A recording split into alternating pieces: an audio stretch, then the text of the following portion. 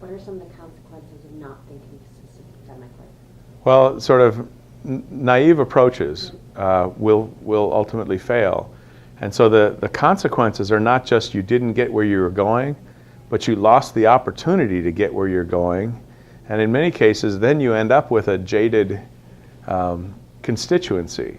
So teachers, and justifiably, when the new school year starts and the superintendent walks in and says, this year we're going to do cooperative learning, or this year we're going to do whatever, they say, oh, this is the flavor of the day, and just relax, this too will pass.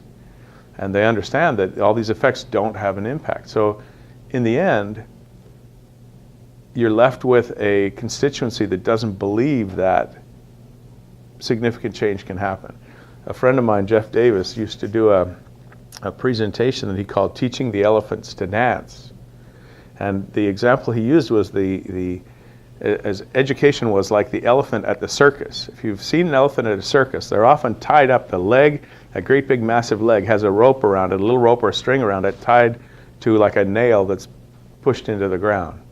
Now that elephant is so much stronger than the way it's tied up, but it just knows it's tied up.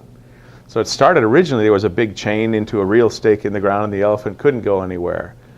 But over the years, they just started, the elephant knew when it was tied up, and so they could use a flimsier and flimsier constraint, and the elephant would just know, I'm not going anywhere, I'm tied up.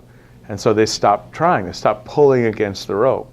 And so I think the real risk of not moving systemically when you're trying to cause a complex change is that people fail, and they try again and they fail, and they try again and they fail.